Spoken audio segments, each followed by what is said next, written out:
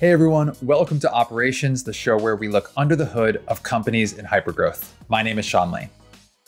Something I worry about sometimes is the breadth of the charter that comes with working within operations. Especially as the concept of revenue operations has become more popular, what an ops team can become responsible for can, quite frankly, get a little overwhelming. I recently talked to somebody, though, who has a really smart and refreshing approach to putting the right processes and guardrails in place to help revenue teams to, as he puts it, run revenue. That somebody and our guest today is Kyle Coleman, the SVP of Marketing at Clari, the revenue platform that has raised nearly $500 million in funding and helps revenue teams get total visibility into their businesses. Kyle joined Clari into early 2019 after spending more than 6 years at Looker. In our conversation, Kyle teaches me about everything that goes into running revenue.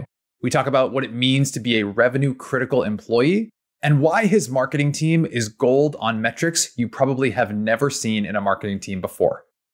But first, I asked Kyle to give me some background on what this concept of running revenue means and where it came from in the first place. So this concept of running revenue happened organically. It happened in our conversations with customers and the way that we communicated with prospects. And we found that this phrase came up over and over and over again as operators were talking about how they ran revenue. We're like, well, that's really interesting. What exactly does that mean?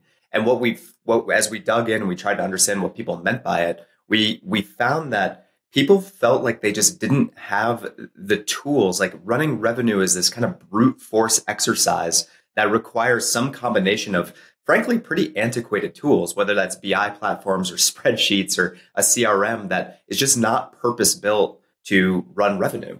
And the other thing that we found, Sean, and I know that you operate this way, is that the best revenue teams in the world treat revenue like a process. It's not just an outcome that happens at the end of the quarter. It's not just a number on the balance sheet. Revenue is a process, and you can break down that process into all of its component parts across your top of funnel, middle funnel, bottom of funnel, all the things that happen at the individual level, at the aggregate team level, at the company level. And if you can break down and optimize all those sub processes, you can really start to run revenue. And that's what the best revenue teams do. They have cadences around how they approach deal inspection and QBRs, obviously, and all these different revenue moments that they try and own and control in order to optimize the process and therefore run revenue. So a very long way of saying that it happened organically in conversations with customers and prospects. And it's just something that we believe Clari is really well suited to solve, because Clari was purpose built for the last 10 plus years to help companies do exactly this. So that's where we are. I have a bunch of questions about some of those processes and inspection points, and so we'll get to that. But one of the things I noticed when you're describing that is you very explicitly say that the revenue team runs revenue. And so if I'm listening to this, I'm thinking, is that a sales team, a marketing team, a combination of the two? Like, who are the teams that are running revenue? Who do you think of when you describe this revenue team? It's a great question, and it is different for every company. And again, this is something that we stumbled upon more or less organically as we saw different people using our product. And the way that we started thinking about revenue teams was breaking that down to think about who all are the revenue critical employees. And for many companies, this is, of course, it's your quota carrying reps, but it's also your SDRs, it's your marketing teams, it's your product teams, it's so much of the company. We find that up to half of employees at different companies are logging into and using Clari every day. And that was a super interesting insight for us because we frankly had never thought about it quite like that. We didn't know that product managers, as an example, were going to be as involved in the platform as they are. And it was a very cool eye-opening moment for us because it made us realize that, again, that kind of antiquated system of tools, BI, CRM, spreadsheets, you name it, there had never been a unified platform for all of these revenue critical employees to come in and collaborate on revenue. And that's what Clari allows. So when we talk about revenue teams, we talk about every single person who has some sort of impact on revenue, literally by carrying a quota, or a bit more removed, like a product manager who's developing product areas for the purpose of driving revenue. So it depends on the way that your company runs, but it's probably more people than you think. more people run revenue than you think. It's not just sales or marketing or even ops. There's a broader group of people that are now playing a role in this idea of running revenue. And Kyle's point is that the traditional BI or CRM tools or spreadsheets aren't enough to run revenue anymore. Kyle taught me that revenue is not an outcome, but rather a series of processes and inspection points. So that begs the question, what are those processes and inspection points? It turns out that Kyle and the team at Clari learned about this the best way that any company can, from their customers. We were inspired by this from Okta. Okta, I think everybody knows, is a world-class company, world-class revenue team. And a super early Clari customer, right? Exactly. So we have drawn a lot of inspiration from them. We've been working with them for about 5 or 6 years now. And when we went in and we started to do, the standard kind of case study thing, like, hey, how do you use Clari? What we found is that they were really structured in the way that they use Clari. And they had put together what they refer to as a 13-week cadence for running revenue. What happens in week 1? What happens in week 2? All the way through week 13 of the quarter. And they had different sorts of processes that were cadenced across that 13-week calendar. And we said, wow, this is incredible. And to give you an example, QBRs are in week 2. So week 1, it's all about deal inspection and cleanup. So that when we enter QBRs, it's not an interrogation exercise. It's a strategic exercise to say, we've already vetted the real from the not so real deals. And now we need to focus on those real deals and have a strategic conversation with all of the folks we have in the room about how we're actually going to turn this into revenue. So week 1 and 2 is all about deal cleanup and then deal execution. And then they go into this cadence where week 3 is in-quarter forecast. So you clean up all your deals in week 2 QBRs. Week 3 is your in-quarter forecast. Okay, we feel really good about this number now in Q3. Q4 is then your out-quarter forecast. So they start looking out-quarter in month 1 of the current quarter. And then they have this rotating cadence every other week, in-quarter, out-quarter cadence. Along the way, there are a bunch of other things. They look at slip deals and they start to understand, why are deals slipping? Let's look at the reasons behind that. What can we pull back in? What are we okay with it slipping? Like, those slip deal reviews are another moment that they do frequently throughout the quarter, I think once a month, every quarter. And then as you get closer to the end of the month, week 4, week 8, week 13, they have what they call sequence of events calls. So this sequence of events, some companies would think of it as, a mutual action plan. And the sequence of events is what has to happen by what date with what stakeholders to actually get this deal done. And it's a very prescribed, very templated kind of, it depends on your sales methodology, but it's this process or sub-process rather that gives their entire revenue team confidence that this deal is real. And if this is a committed deal, there is a sequence of events to get it to the finish line. So that was a very long answer, but they had a long way of saying that every week of a 13-week quarter has revenue critical moments that they are focusing on and optimizing along the way.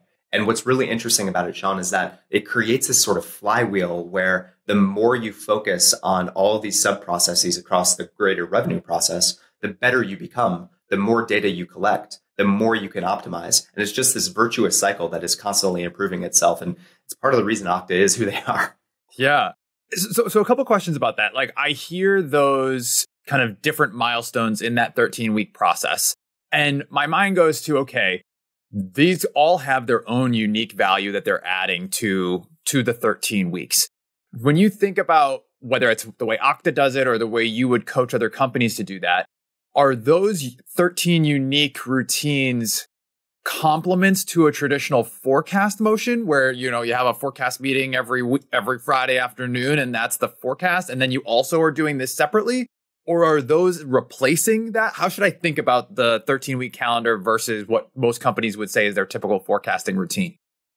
Such a great question, Sean. And it gives me a lovely opportunity to redefine what forecasting means. Okay. Because a lot of companies, sort of unfortunately, think of forecasting as this kind of basic process where you're just rolling up a spreadsheet.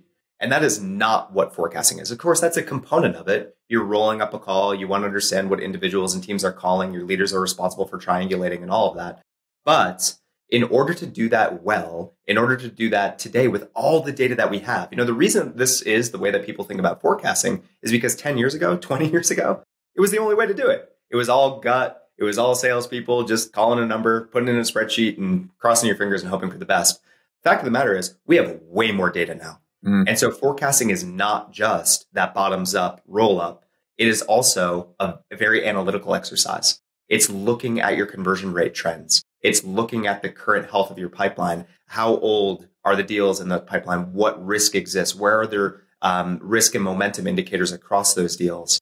It's looking at buyer engagement, looking at relationship maps and seeing, are they responding to our emails? Are there files out that are waiting to be signed? What is the exact state of this business? And so it's all of these different data points that, again, Clari aggregates into a single platform.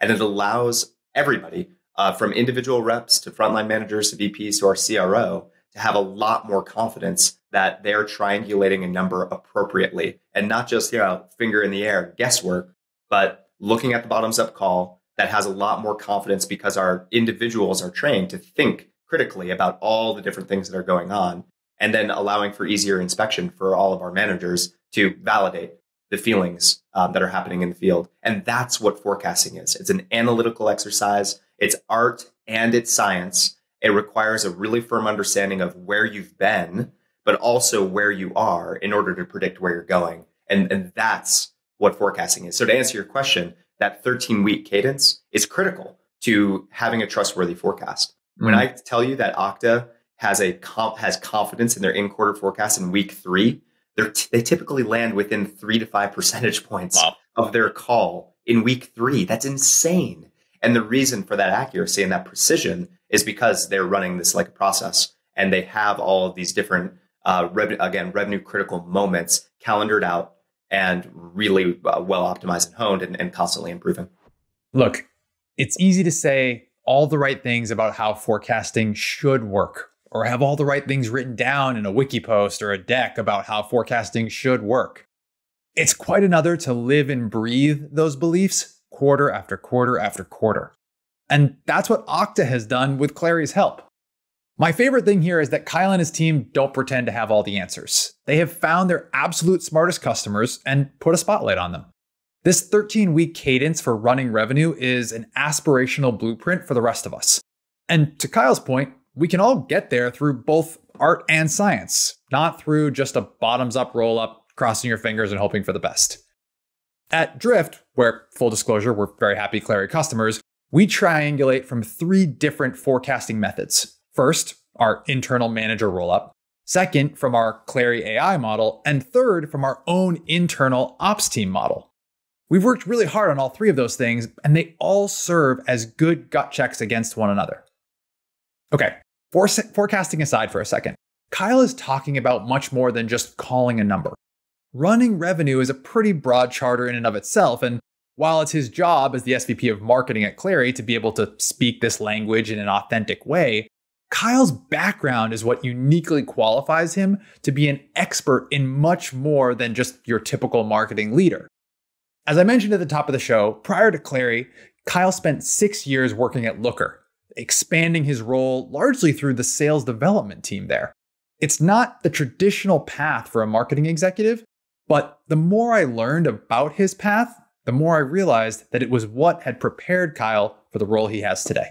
So I do have something of a non-traditional path, that is for sure. My first job in B2B tech was as an SDR at a 6-person company based in Santa Cruz, California. I was early at a company called Looker, a business intelligence company. And for the early days, working at a startup of that size, under 10 employees, it means you do everything. I was doing everything from writing website copy to cold calling to managing deals and everything in between. And they just gave me a really good sense of I had to necessarily understand all of the things that matter both to marketing as well as to sales across the entire go-to-market engine there.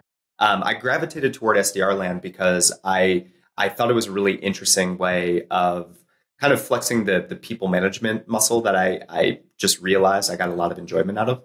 So not only do I really enjoy the process of all things SDR, I also enjoy helping people that are either earlier in their career or new to tech or something like that, and just helping them land and then find the right growth path for them. So management became the course that I went down. In my first 4 years at Looker, I reported directly to our CMO. And in my second of 6 years, or my final 2 of 6 years at Looker, I reported directly to our CRO. So I became very well versed in all things marketing, the metrics, the processes, the personnel, the staff, all the things that matter, how to run events, how to create content, how to run demand gen programs, all of the things that matter, of course, to marketing. And then switch over to the sales aisle and learned exactly the same for all things sales, how to forecast, how to run deals, how to negotiate, how XYZ, territory planning, capacity planning, quota planning, all of that. And so just sort of by nature of my 6-year journey at Looker, I developed what I think of as this fluency of language for both marketing and for sales. And that helped me a lot as I transitioned over to Clari and ended up taking on both SDR as well as demand generation and growth marketing. So because I had that pretty firm background working hand in hand with our VP of demand generation at Looker, a wonderful woman named Lisa Daniels, who is just my favorite person in the universe. Because I had that background of working so tightly with her, I had the confidence to go and kind of do it myself at Clari. And one thing led to another, and success. And one of the cool things about Clari and the culture here is that if you are successful, you get more responsibility that is outside of your literal job description. This has happened for myself, and it's happened for dozens of other people that I've seen in my 3.5 years here. And so part of what I got was success in SDR and just some quick wins, because that was my area of expertise, taking on growth marketing and doing something similar there with our ABM and our event strategies, and then taking on customer marketing and product marketing and having similar sort of successes. And it just one thing led to another, Sean. And now I find myself responsible for our entire marketing team, which is all things from awareness and brand all the way through demand generation, as well as our SDR team, and what we call revenue excellence, which is enablement plus value engineering plus competitive. And it's a very cool marketing team because it's not a traditional marketing team. It's not, quote unquote, just top of funnel awareness type stuff. We are responsible both for creating and accelerating pipeline. So we have a lot of skin in the game. And my background working closely with marketing and sales leadership has given me, I think, has prepared me very well for this purview that is responsible for key metrics on the marketing and sales side. And, you mentioned that it gave you confidence, but I think it also gave you credibility, right? Within the rest of the organization to be able to be the person that's not just focused on the demand gen, right? So I think you are clearly taking your own unique approach to running revenue, and Clari is doing the same, right? As a broader company, demand gen and SDR being together under marketing is not wildly unique, but having value engineering and enablement also in that same group is unique. Can you talk a little bit about kind of how those fit in within the broader marketing team and kind of what their charter is? You talked about accelerating pipeline. Yes, the charter is exactly that. It is owning, directly responsible for key metrics that a marketing team otherwise would not be responsible for. And these metrics include discount rates, win rates, stage-to-stage conversion, ASPs, all of these metrics that are traditionally metrics that are owned by a VP of sales or a CRO or certainly, individual reps, we take accountability for because we are creating the programs. We should be creating the high velocity pipeline that lends itself to fast deal cycles for people that are actually interested in buying Clari. That's one. But two, we are creating the programs, the literal sales programs via our enablement team and our value team to help our sellers execute. And it's a handshake. And it's been really interesting to see how this has evolved, Sean, because this handshake between product marketing and enablement at many companies is somewhat broken or entirely non-existent. But the fact of the matter is these two teams need to be working hand in glove. The work that the PMM team is doing absolutely has to be enabled properly across the field. Otherwise, a lot of the work and a lot of the thinking in PMM is just getting flushed down the toilet. And so we stumbled into this org design. It wasn't something that was super intentional. It was probably a bit more opportunistic than it was intentional. But the synergies that we found there's been a lot of serendipity in the synergies that we found because all of these processes are related. And because all of these different thinkers across our marketing team, across our revenue excellence team are working together and optimizing each other's programs. I don't mind if you need to click pause on this episode right now and go talk to your marketing leader about measuring their team on win rates, discount rates, stage conversion. The rest of the episode will be here when you get back. Seriously though, this org structure that Kyle has created and the handshake agreements that he's brokered between teams, these are all clearly foundational elements of Clari's way of running revenue. If everyone in your marketing org is aligned around accelerating pipeline and not just creating it, you're probably building something pretty special. But let's be honest, you're probably also building something that's pretty hard. There's often an inherent lack of trust in the relationship between marketing and sales. But I wonder if this team structure that Kyle has created might just result in better outputs, more useful content, and quite frankly, more language that human beings actually use. The credibility gap that typically exists between marketing and sales is very real. And we've worked really hard to close that gap. We've worked really hard to make sure that our marketing people really understand the product and really understand the personas.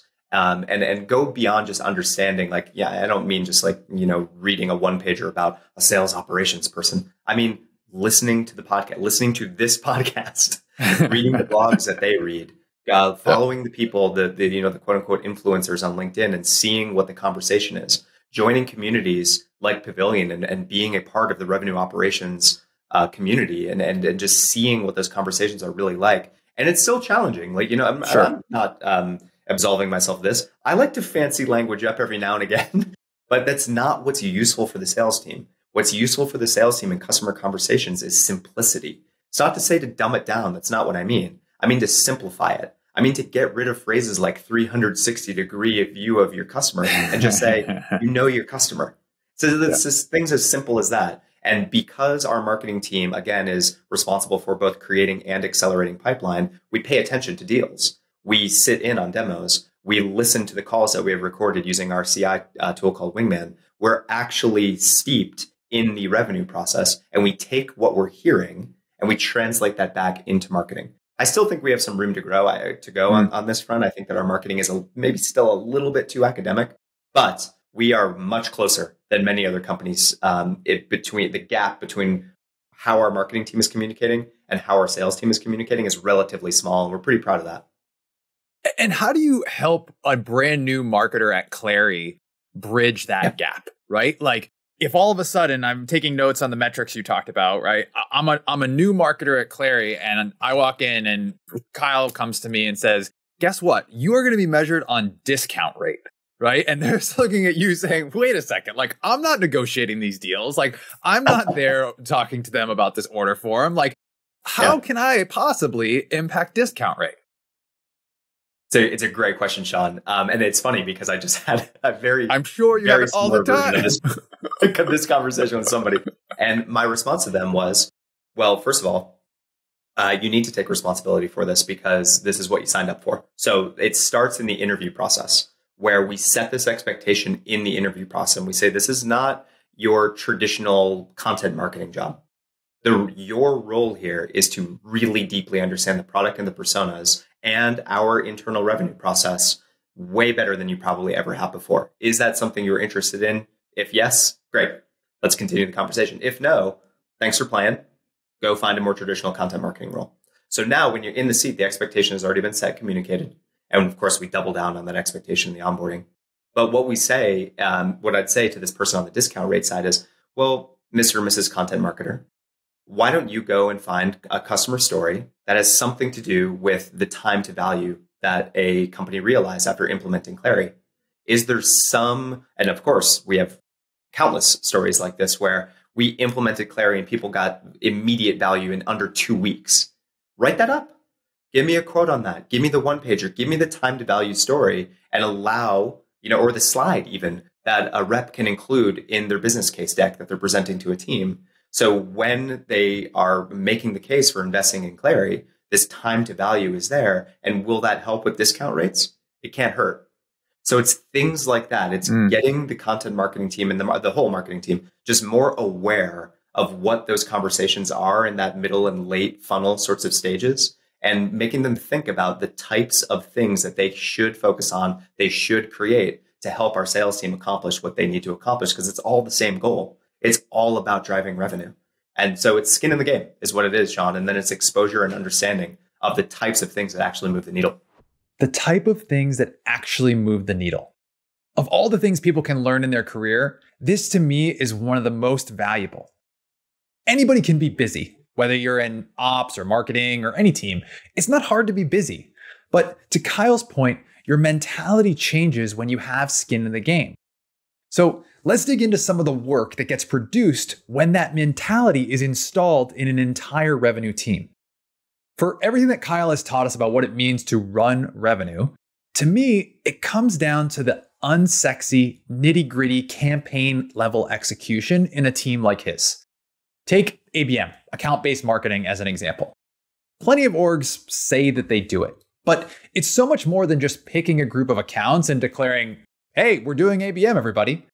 So I asked Kyle, how does he ensure this campaign level execution is happening across all of the teams that he's been talking about? Absolutely. And we'll stick with an ABM sort of example because I think it tells the story pretty well. So, the goal of ABM is to get in front of the right people at the right accounts at the right time. Right people, right accounts, right time. And that is not a solo exercise. That can't be something that's simply done by a single marketing person or by a single account executive. It has to be a team-wide approach. And it very much is all about running revenue. It's understanding the intent signals. It's designing the programs that will capture attention. And then it's going and executing those programs, again, at the right time. And all of that is in the spirit of running revenue. It's creating pipeline and then creating, like I said before, high velocity pipeline that's going to move quickly through, or as quickly as possible through the funnel. And so this is exactly what we're doing, Sean. All of our territories are not based on geography. They are based on accounts. So all of our sellers have a book of accounts. And within those accounts, we use intent tools like 6 Sense as an example to understand who is in the market for what at what time. We triangulate the people that are meant to be involved. Of course, we have a really solid understanding of our buying group, but that buying group is constantly evolving. And the current macroeconomic conditions are an exact example of this. We are finding, again, because of the way that we run revenue and do deal inspections, we are finding that CFOs are becoming much more involved in stage 1 and 2 of deals versus stage 3 and 4 of deals where they normally pop up. Okay, we need to adjust. So now we have this intent signal that this account is in the market for a solution like Clari. We have an understanding of the people that we need to get in front of in what order in order to sequence this deal correctly.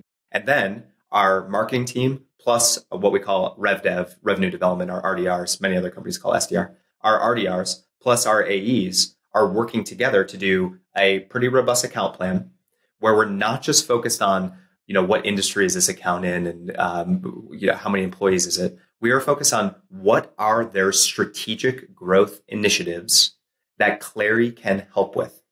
So we're doing research on accounts. It's obviously easier for public accounts, but it's almost as easy for private accounts to understand where are they placing their bets for growth? Are they expanding internationally? Are they rolling out a new product? Did they just go through an M&A? Are they making any sort of key hire? Where are they placing their bets for growth?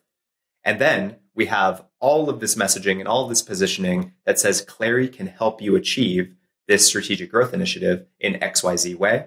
We put together a custom landing page. We put together custom ads. We put together tailored events, and we execute all of those things via our demand generation channels, via our outbound team of RevDev and AEs. And it's all coordinated and driving to a landing page that is purpose built for the buying group. So we'll have information on that landing page for the chief revenue officer, for the CFO, for the individual account executives, for every member of the buying group that we're trying to influence. There's something for everybody there. The messaging is very much about realizing the strategic growth initiative and less about the actual, literal features of Clari.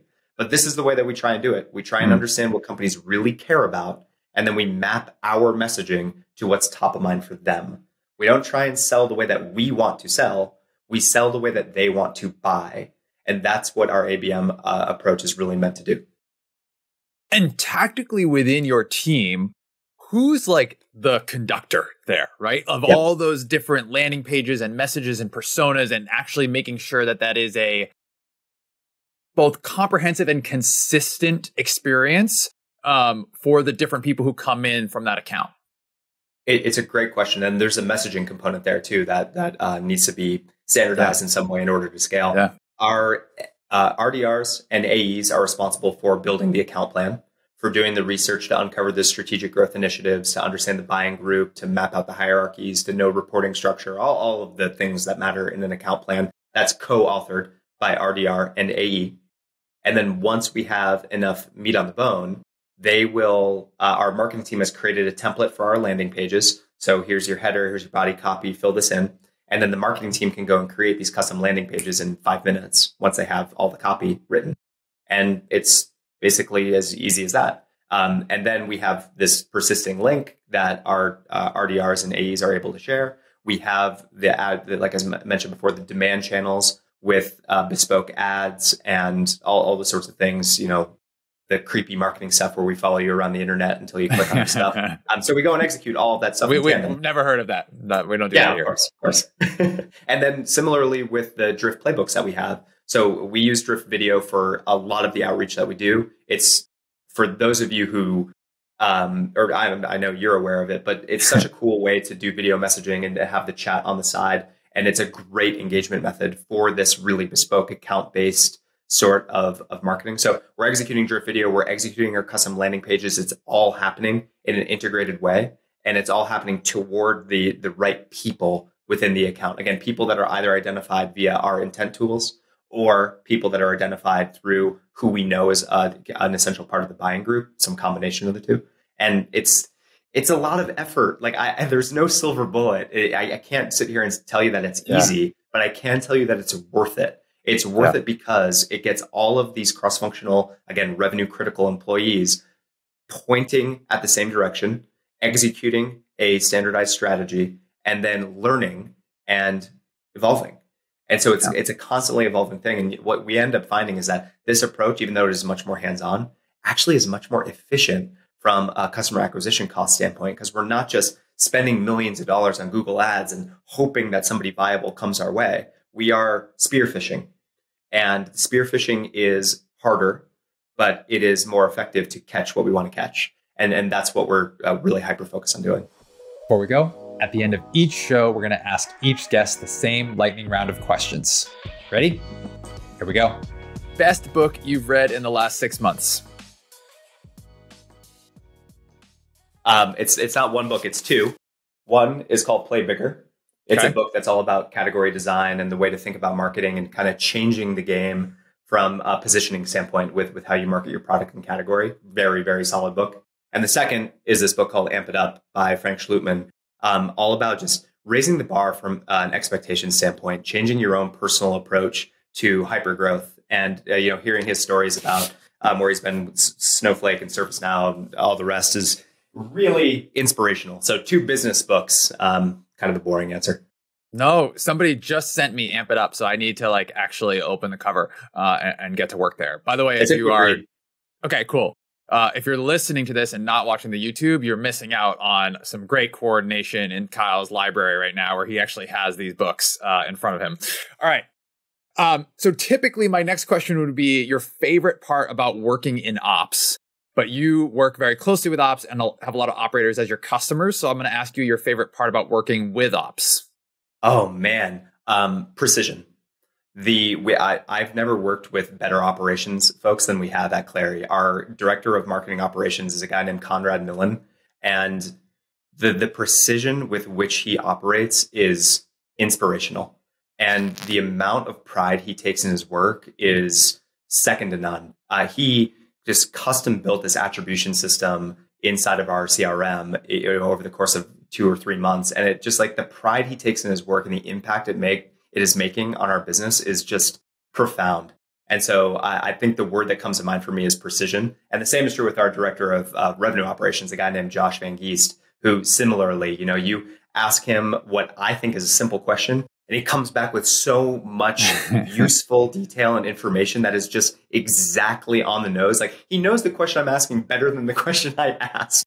And that's the thing that's so magnificent about really high level operations folks is they anticipate the needs of the business. They operate with extreme precision because there's really not a ton of room for error. And it's hard. A lot of times it's a pretty thankless job, but we are very thankful for the operations folks we've got at Clari. That's awesome. All right, this might be tough then. Flip side, least favorite part about working with ops. Oh man. So our guy Josh, he is coordinating a lot. He's kind of acting as a quasi chief of staff, as I know a lot of operations folks do. He's acting as a chief of staff for our CRO. And so he is constantly on me to meet deadlines, deliver QBR deck slides, and do all the things that I need to do to plan things. So I'm grateful for it. I don't want him to listen to this and think I'm ungrateful, but he's got deadlines and he holds me accountable, and it's is slightly annoying from time to time, even though he's right. You can blame me. You can blame me. It's fine. All right. Someone who impacted you getting to the job you have today. I mentioned Lisa Daniels before, my VP of Demand Generation at Looker. Just a fantastic person and such a great person to learn from. And I think on top of all the functional expertise I learned from Lisa, the thing that I think has really stuck with me is just how even-keeled she just always was. Just so calm, so collected, great understanding of everything that was going on in the business, never too emotional, never too reactive, and just ran her business like a professional. And I just got such inspiration from that, because she wasn't ever the loudest person in the room, but when she spoke, everybody listened.